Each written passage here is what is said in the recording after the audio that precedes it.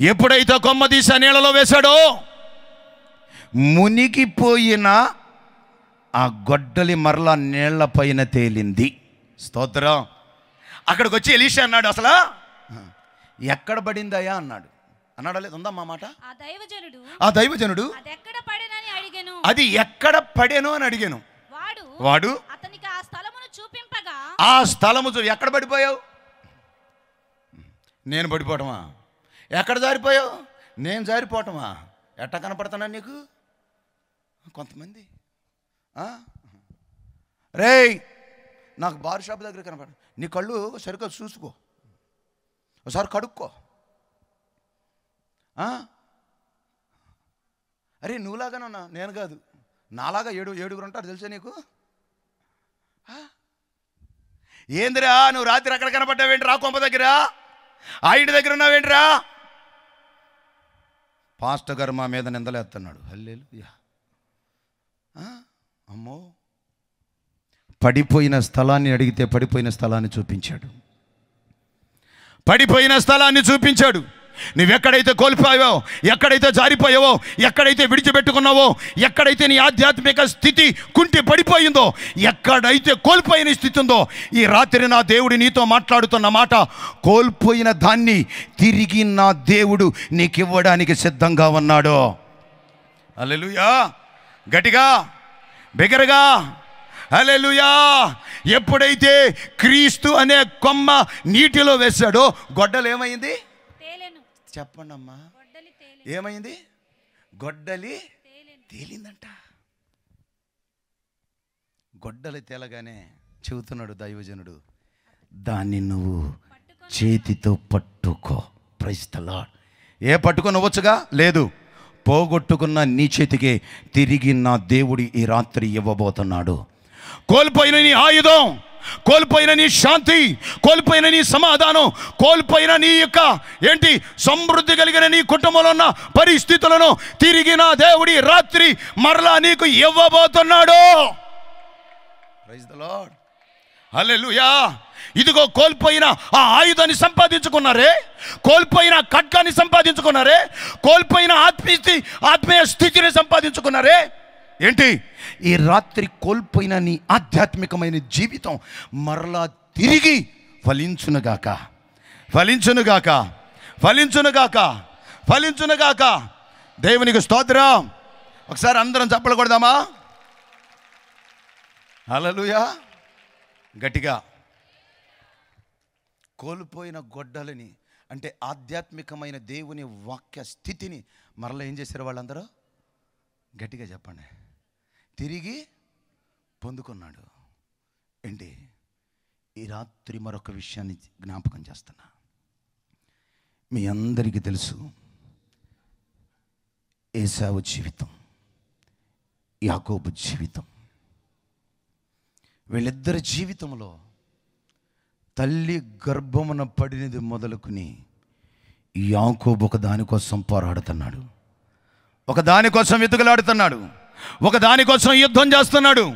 తల్లి గర్భములో దొరకలా, తల్లి గర్భములోనే జ్యేష్ఠత్వాన్ని పొందుకోవాలని పెనుగులాడాడు. కానీ యాకోబుకు అక్కడ దొరకలా. భూమి మీదకు వచ్చిన తరువాత పొందుకోవాలని చాలా ప్రయత్నాలు చేశాడు, కానీ దొరకలా. ఒకానొక గడి వచ్చింది.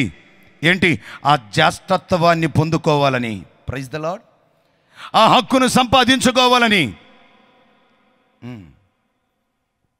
హక్కును సంపాదించుకోవాలని అటు ఇటు చేసి యాకోబు సంపాదించుకున్నాడు. కానీ ఏశావు మాత్రం ఏమయ్యాడండి? చెప్పండి. ఉన్నదాన్ని పోగొట్టుకున్నాడు, ఉన్నదాన్ని అమ్మేసుకున్నాడు, ఉన్నదాన్ని విడిచిపెట్టేశాడు, ఉన్న జ్యేష్ఠత్వాన్ని, ఉన్న దీవెనను, ఉన్న ఆశీర్వాదమును విడిచిపెట్టుకున్నాడు. దానికోసం పోరాడి, దానికోసం వెతుకులాడి పొందుకున్నవాడు యాకోబు. ఉన్నదాన్ని పోగొట్టుకున్నవాడు ఏశావు. హలో, దేవుడి నీకు ఇచ్చిన జ్యేష్ఠత్వాన్ని నీ చేతులారా నువ్వే ఇదిగో ఆ చిక్కుడుగాయల కూర కోసం విడిచిపెట్టుకుంటున్నావా? పోగొట్టుకుంటున్నావా? కోల్పోతున్నావా? ఎందుకు ఏశావుకు ఆలోచన వచ్చింది? ఎందుకు తల్లి గర్భములోనే భూమి మీదకి వచ్చిన కాడి నుంచి యాకోబుకి ఈ ఆలోచన వచ్చింది? అయిలారా వినాలి నా మాటలు జాగ్రత్తగా. ముగించేయమన్న వాళ్ళు స్తోత్రం చెప్పండి. అబ్బా, వేమరపాటుగా ఒక్కరు కూడా లేరు కదా, బెగ్గరగా స్తోత్రాలు చెబుదామా దేవునికి? హల్లెలూయా. చాలా సంతోషం. ఒక్కరు కూడా వేమరపాటుగా లేరు ఇక్కడ. Praise the Lord. అంతగా దేవుని వాక్యానికి మీ జీవితాలను అప్పగించుకున్నారు. నిశ్చయముగా నీ జీవితంలో కోల్పోయిన ప్రతిదీ నా దేవుడి రాత్రి నీకు అనుగ్రహించునుగాక. ఎందుకు యాకోబుకి ఆ జ్యేష్ఠత్వం మీద అది సంపాదించుకోవాలి, అది పొందుకోవాలి, దాది నాకు కావాలి. ఎందుకు ఆలోచన వచ్చింది? ఎందుకు వచ్చిందో చెప్పమంటారా? చూడండి ఆదికాండం, అందరూ చూడండి ఆదికాండం. Praise the lord.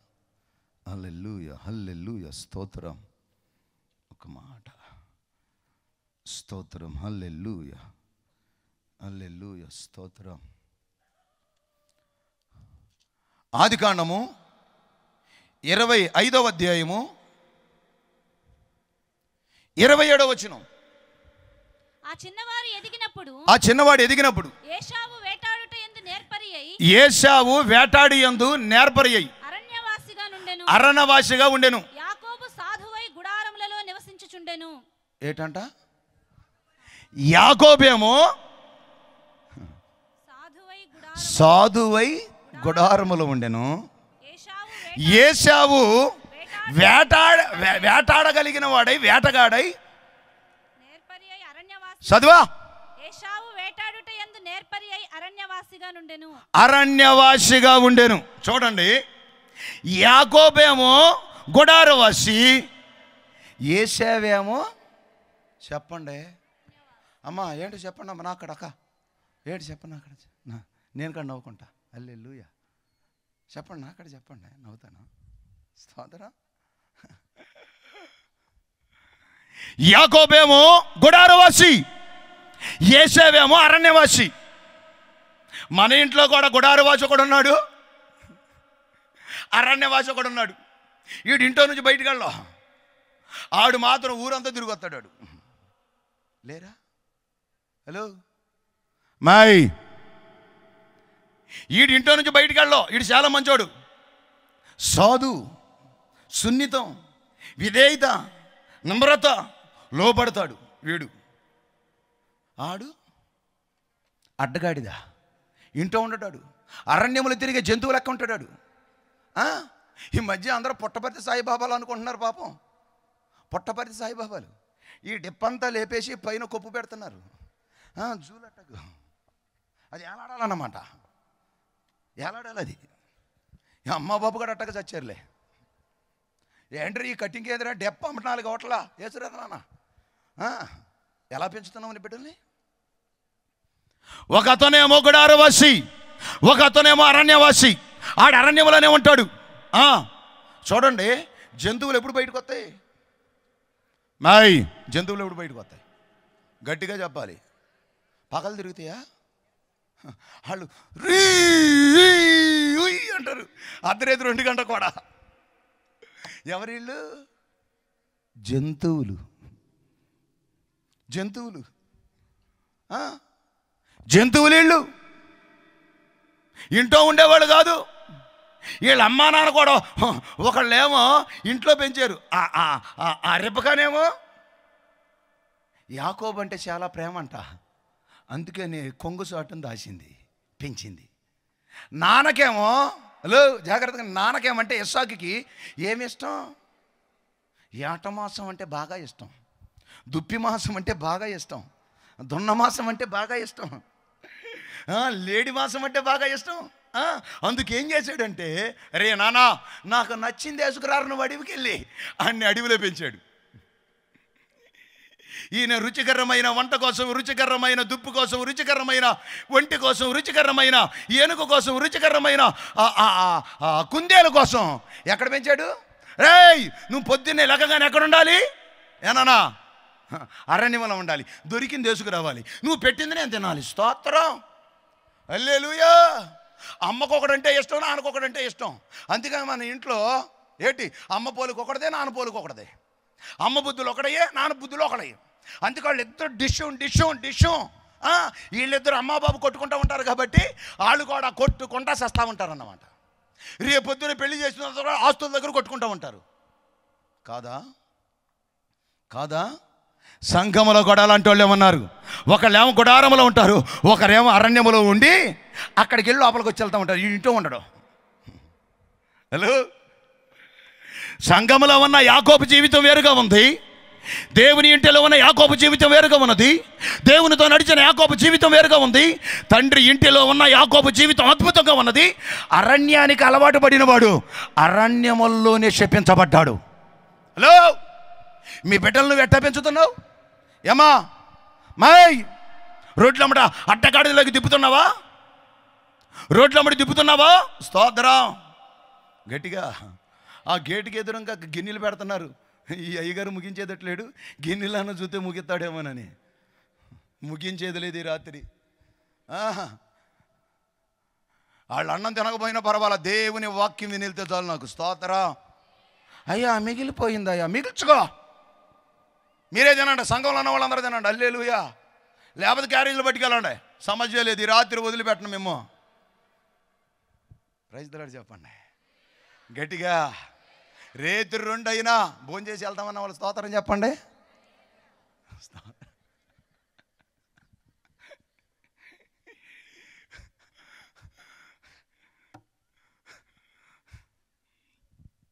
చూడండి ప్రియ దేవుని పిల్లలారా, ఒకరేమో అరణ్యములో ఉన్నాడు, ఒకరేమో గుడారములో ఉన్నాడు. గుడారములో ఉన్నవాడు, గుడారములో పెరిగినవాడు, దేవుని ఇంటిలో పెరిగినవాడు, దేవుని సన్నిధిలో పెరిగినవాడు, మందసమ దగ్గర పెరిగిన సమయంలో ఇదిగో దేవుని ఇంటిలో పెరిగిన యాకోబు కడుపు నుంచి ప్రపంచాలను పరిపాలించే రాజులు పుట్టుకొచ్చారండి. చప్పలగొట్టు. దేవుని ఇంటిలో నీ బిడ్డలు పెంచితే, సంఘములో నీ బిడ్డలు పెంచితే, దైవజనుల దగ్గర నీ బిడ్డలు పెంచితే, వాక్యము ద్వారా నీ బిడ్డలు పెంచితే, నీ బిడ్డల కడుపులో నుంచి రాజులు ఉద్భవిస్తారు. నీ బిడ్డలకు దేవుడు మంచి భవిష్యత్తునిస్తాడు. అరణ్యములో పెరిగే బిడ్డలాగా పెంచమాక నీ బిడ్డల్ని. హలో, ఆడు చదివేది 7వ క్లాసు, ఆడికి బుల్లెట్ అంట, తగలబెట్ట. ఆడికి బుల్లెట్ ఎందుకో?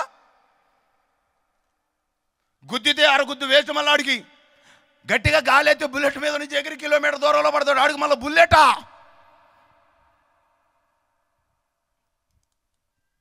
అవసరమా? ఎక్కడ పెంచుతున్నావు నీ బిడ్డల్ని? ఎక్కడ పెంచుతున్నావు నీ బిడ్డల్ని?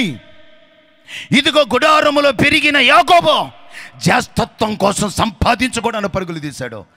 అరణ్యములో పెరిగిన ఏశావు జ్యేష్ఠత్వం విలువ తెలియక పోగొట్టుకున్నాడు. మారు మనసు పొంద అవకాశం ఏశావుకు దొరకలా.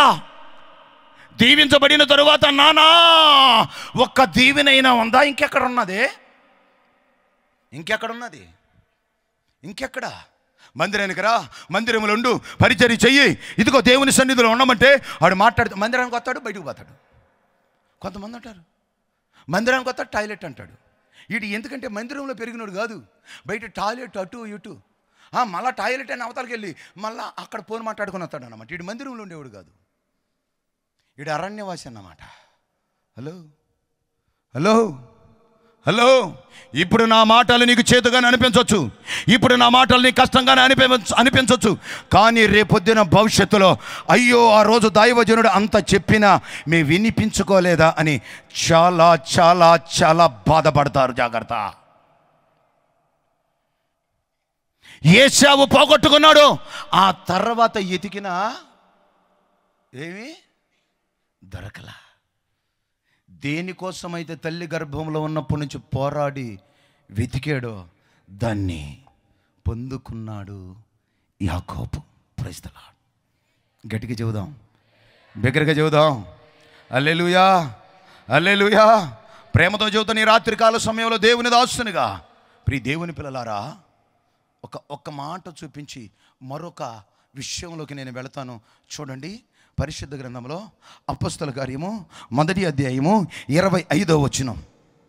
అపొస్తలుల కార్యము 1వ అధ్యాయము 25వ వచనం. లేదా అపొస్తలుల కార్యం తన చోటికి పోవడానికి యోధా తప్పిపోయి పోగొట్టుకొనిన ఈ పరిచర్యలో అపొస్తలత్వములో పాలు పొందుటకు హల్లెలూయా, హల్లెలూయా, హల్లెలూయా, హల్లెలూయా. చూడండి ప్రియ దేవుని సంగమా, ఇదిగో దేవుడు 12 మంది శిష్యుల్ని దేవుడు ఏర్పాటు చేసుకున్నాడు.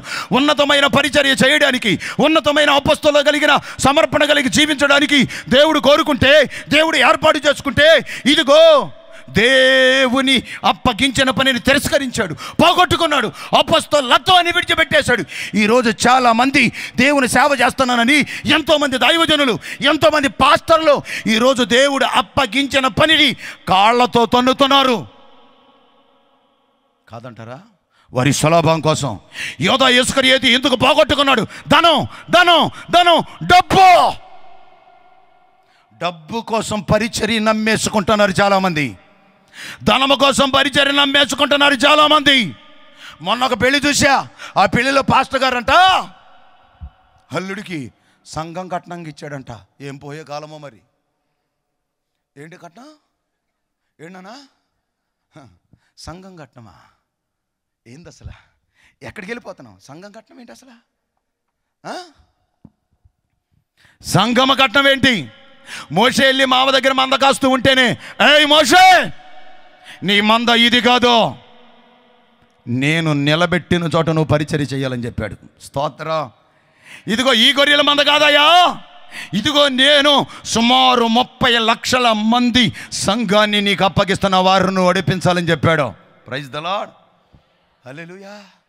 ప్రేమతో చెబుతున్న ప్రియ దేవుని పిల్లలారా, ఈనాటి కాలంలో చాలామంది యూట్యూబ్లో ఏంటి, అలాగే టీవీ ఛానల్లో కోటు సూటు బూటు వేసుకుని వచ్చి, స్తోత్రం, ఇదిగో మా ఛానల్కి సపోర్ట్ చేసిన వాళ్ళు గర్భఫలం లేకపోతే వారికి దేవుడు గర్భఫలం ఇచ్చాడు.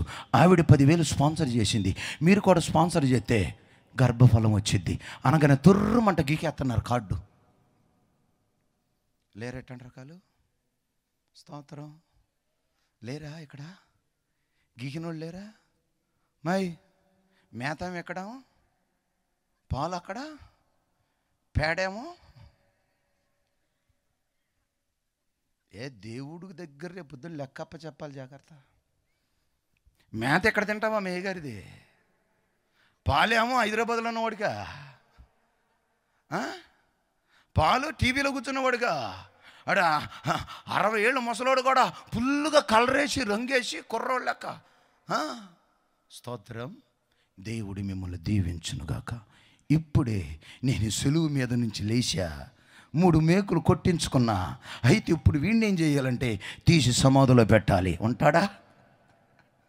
హలో, 3 మేకులు సిలువ. మరి అక్కడతో ఆగలేదుగా, డొక్కలు కసుక్కుని పడిచారుగా, పడవాలిగా. అక్కడ దాక్కోకుండా తీసుకెళ్ళి సమాధిలో పెట్టారుగా, మరి పెట్టాలిగా, అప్పుడు వరకు ఉండాలిగా. మోసపోవద్దు. నీ కొరకు ఏడ్చే దైవజనుడు, నీ కొరకు కన్నీరు విడిచే దైవజనుడు, నీ కొరకు అంగలార్చే దైవజనుడు, ఇదిగో నీ కొరకు విజ్ఞాపన చేసే సేవకులు నీ దైవజనుడు. అర్థమైతే చప్పట్లు కొట్టు. ప్రైజ్ ద లార్డ్, హల్లెలూయా, హల్లెలూయా. మరొక విషయాన్ని జ్ఞాపకం చేస్తా. ప్రియ దేవుని పిల్లలారా, ఒక మాట చూడండి పరిశుద్ధ గ్రంథంలో. లోకసువార్త 15వ అధ్యాయం 8వ వచనం దగ్గర చదవమా. ఏ స్త్రీకైనా 10 వెండి నాణాలు ఉండగా వాటిలో ఒక నాణ్యం పోగొట్టుకుంటే ఆమె దీపం వెలిగించి ఇల్లు ఊడ్చి అది దొరుకు వరకు ఎదుగును కదా. స్తోత్రం. అంటే ఒక స్త్రీ నాణ్యం పోగొట్టుకుంది, 10 నాణ్యాల్లో ఒకటి పోగొట్టుకుంది. ఇప్పుడు ఆవిడేం చేయాలి? వెతకాలి, జాగ్రత్తగా వెతకాలి. ఎలా వెతకాలి? దీపం వెలిగించి వెతకాలి. ఇక్కడున్న చాలామంది దేవుని దాసునిగా చెబుతున్నా ఏంటి, చాలామంది నాణ్యాలు పోగొట్టుకున్నారు. చాలామంది కష్టపడుతున్నారు కానీ కష్టార్జితాన్ని పోగొట్టుకుంటున్నారు, ధనాన్ని పోగొట్టుకుంటున్నారు. ఎవరిని అడిగినా సరే, అయ్యా మాకు 5 లక్షలు పోయా, 3 లక్షలు పోయా, ఇదిగో నేను ఆ వ్యాపారం నష్టపోయానయ్యా, నాణ్యాన్ని పోగొట్టుకున్నానయ్యా. అయితే ఈ రాత్రి చెబుతున్నా పోగొట్టుకున్న గొడ్డలని నువ్వు సంపాదించుకోగలిగితే, ఆ వాక్యాన్ని ఆయుధాన్ని నువ్వు పట్టుకోగలిగితే, ఒక మంచి తీర్మానం చేసుకోగలిగితే, ఇదిగో నీ పాపాన్ని విడిచిపెట్టి నువ్వు నష్టపరుచుకున్న ఆ యొక్క ఆ నాణ్యాన్ని తిరిగి నా దేవుడి ఈ రాత్రి నీకు ఇవ్వబోతున్నాడు. హల్లెలూయా. నీ అప్పుల బంధకాలను నా దేవుడు తెంచి వేయబోతున్నాడు ఈ రాత్రి. అట్టి అభిషేకం నీ తల మీద పోయబడునగాక బిగ్గరగా. హల్లెలూయా, హల్లెలూయా. చాలామంది సంఘానికి వస్తున్నారు కానీ వారికి ఉన్న ఆర్థిక పరమైన ఇబ్బందుల చేత నలిగిపోతున్నారు, కృంగిపోతున్నారు, చాలా బాధపడుతున్నారు. అయ్యా అప్పులు పాలైపోయాయా, నాణ్యము పోయిందయ్యా, ధనము పోగొట్టుకున్నామయ్యా. అయితే ఈ రాత్రి క్రీస్తు దగ్గరకు రాగలిగితే, సిలువ దగ్గరకు రాగలిగితే నిన్ను నువ్వు దేవునికి అప్పగించుకుంటే పోగొట్టుకున్న దానికంటే 100 అంతలు ఈ రాత్రి ఇవ్వబోతున్నాడు. గట్టిగా బిగ్గరగా ప్రేమతో చెబుతున్నా మీ అందరికీ ఆలకించండి. మొట్టమొదటిగా గొడ్డలను పోగొట్టుకున్నారు, తిరిగి సంపాదించుకున్నారు. తరువాత ఏశావు యాకోబు ఏశావు పోగొట్టుకున్నాడు, తిరిగి పొందుకోలా. యాకోబు పొందుకున్నాడు. నాకు ఒక చిన్న ఆలోచన అవుతుంది. అరే నాన్న బుడ్డోడా, స్తోత్రం, హల్లెలూయా. నువ్వు కాదులేరు, కూర్చో. హల్లెలూయా, స్తోత్రం. ఎవరున్నారు ఇక్కడ? స్తోత్రం, ప్రైజ్ ద లార్డ్. ఎవరున్నారు పిల్లలు? రే మగ పిల్లలు ఎవరైనా ఉన్నారా నాతో మాట్లాడేవాళ్ళు, స్టేజ్ మీదకి వచ్చేవాళ్ళు? ఎవరు ఉన్నారు? ఎవరన్నా? అమ్మ ఆడపిల్లలు ఎవరైనా వస్తారా? ఆడపిల్ల ఎవరన్నా? ఇక్కడ ఒక బుడ్డోడు ఉండాలి ఇక్కడ. నానా శివయ్య ఇట్రా ఒకసారి. ఉన్నాడు శివయ్య, అన్నాడా? ఇట్రా ఒకసారి, ఇట్రా త్వరగా పరిగాయి నాన్న. హల్లెలూయా, గ్లోరీ, స్తోత్రం, ప్రైజ్ ద లార్డ్. స్తోత్రం, స్తోత్రం, స్తోత్రం. దా ఒకసారి. హల్లెలూయా, స్తోత్రం, ప్రైజ్ ద లార్డ్. హల్లెలూయా. నాకు నిజం చెప్పు, అబద్ధం ఆడవాక అమ్మాయిని మంచిగా చూసుకుంటున్నావా? ఎందుకు అబద్ధం చెబుతావు? సరే నేను అడిగింది నిజం చెప్పు, అబద్ధం ఆడకుండా చెప్పు. నీకు ఏ హీరో అంటే ఇష్టం? చెప్పు నానా, ఉన్న విషయం చెప్పేసి. ఇక్కడ దేవుని దగ్గర ఉన్నావు, నాకు నీ సమాధానం అవసరం. ఏ హీరో అంటే ఇష్టం మామూలుగా? చెప్పు నాన్న, నిజం చెబుతానమ్మా, చెబుతానన్నావు. ఏ హీరో అంటే ఇష్టం? అమ్మో అమ్మో నాయనో, అసలు మామూలుగా తెలుసు కదా, ఫ్లెక్స్ల మీద చూస్తూ ఉంటారు కదా. ఏ హీరో అంటే ఇష్టం? ఏం కాదు చెప్పు. రే బుడ్డాడు ఇడ్రా, నువ్వు ఇడ్రారా,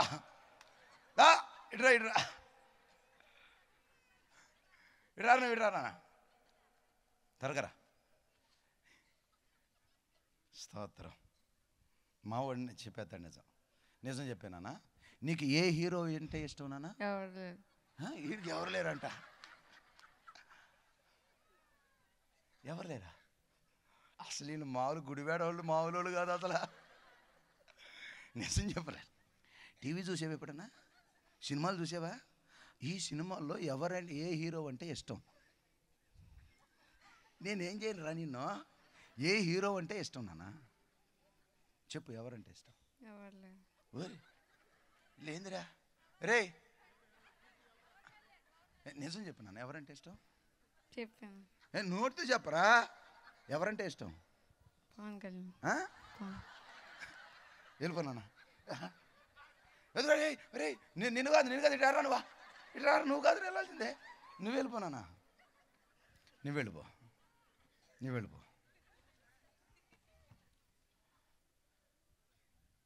పవన్ కళ్యాణ్ ఎప్పుడన్నా నీకు బట్టలు కొని పెట్టాడా?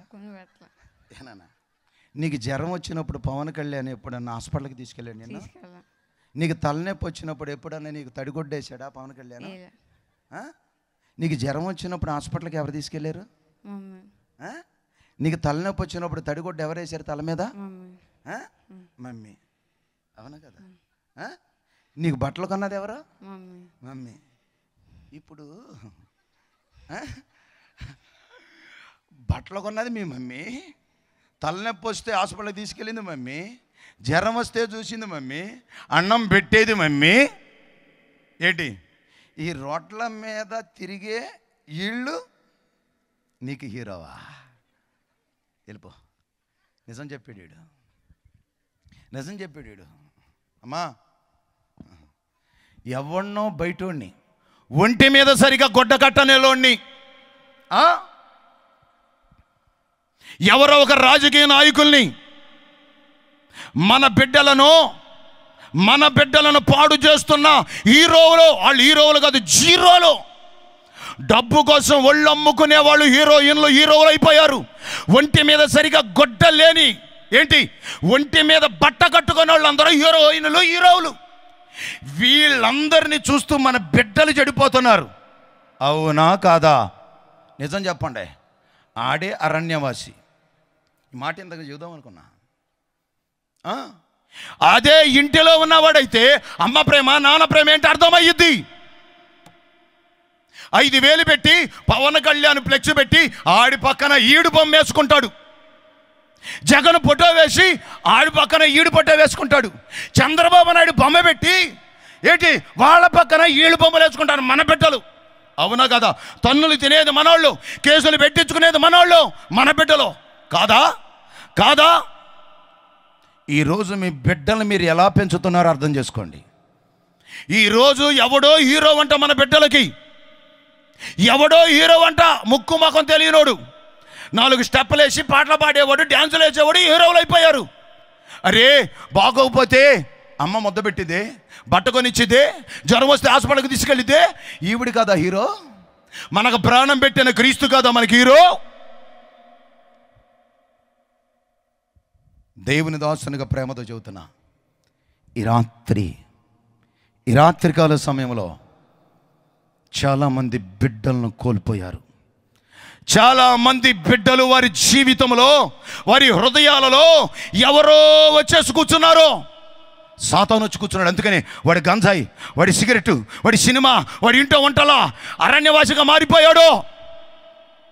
ఈ రాత్రి ఎంతమంది అయితే తల్లిదండ్రుల బిడ్డల విషయమై శోకం పెడుతున్నారో తిరిగి మరలా మీ బిడ్డల్ని మీరు పొందుకొనుదురుగాక.